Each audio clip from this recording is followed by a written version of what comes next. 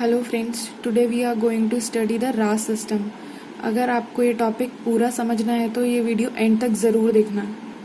ये एक trickier topic है नर्सिंग का, बट हम इसे एक बहुत ईजीएस्ट फॉर्म में पढ़ेंगे जिससे आपको ये पहली ही बार में समझ भी आए और हमेशा के लिए याद भी रह जाए। अगर आपको ये वीडियो पसंद आए तो वीडियो को लाइक और चैनल को सब्सक्राइब ज़रूर करिएगा। ठीक है, तो हम स्टार्ट करते हैं टॉपिक को। मैं आपको सबसे पहले ये बात बताना चाहूँगी कि अगर बॉडी में कुछ भी अबनॉर्मेलिटी होती है, कुछ भी एनीथिंग, तो इसको most of the organs compensate करने की कोशिश ज़रूर करते हैं। ऐसा नहीं है कि इसमें सिर्फ एक ही चीज़ का इन्वॉल्वमेंट होता है, इसमें most of the organs compensate करते हैं।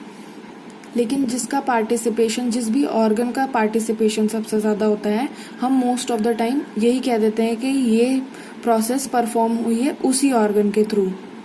ठीक है, तो हम फाइनली पढ़ते हैं रास system.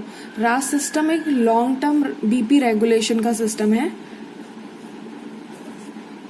Long term BP regulation करता है ये, इसका फंक्शन है ये स्टार्ट होता है किडनी से।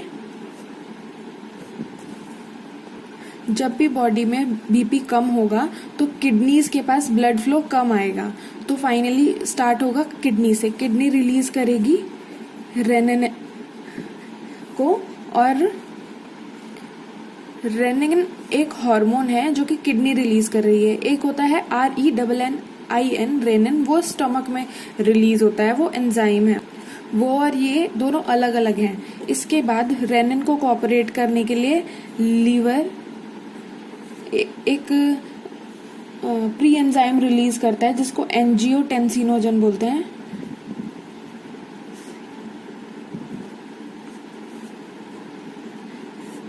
जिससे मिलकर बनेगा एंजियोटेंसिन 1। फाइनली ये दोनों मिलकर बनाएंगे एंजियोटेंसिन 1। एंजियोटेंसिन 1 एक इनएक्टिव फॉर्म है। ये अपने आप में खुद कुछ नहीं कर सकता। अब बॉडी में बीपी तो कम है और एंजियोटेंसिन 1 खुद कुछ नहीं कर सकता क्योंकि ये इनएक्टिव फॉर्म है, तो ये जाता है लंग्स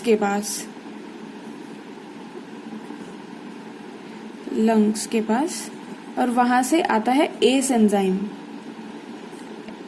एंजियोटेंसिन कन्वर्टिंग एंजाइम। हमने पढ़ा भी है, ये कई बार हमने ये पढ़ा है ऑलरेडी। और जब एस आ जाएगा तो एंजियोटेंसिन 1 को वो एंजियोटेंसिन 2 में कन्वर्ट कर देगा, जो कि एक्टिव फॉर्म है।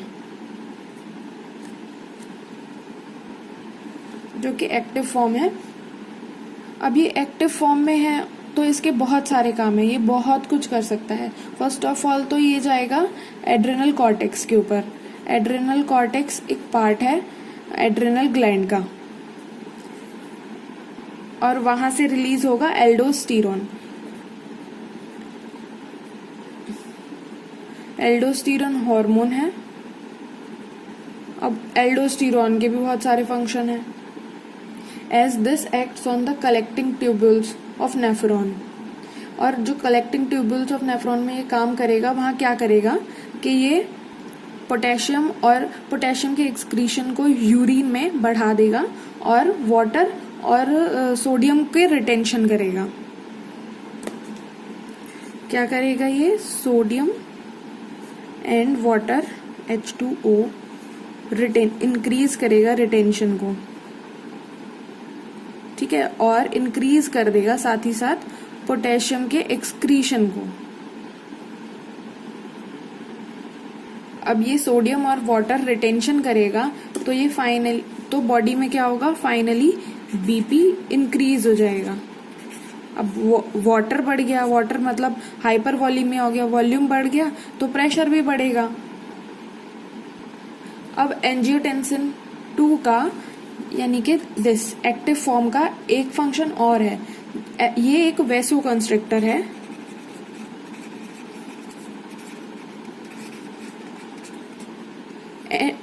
And which leads to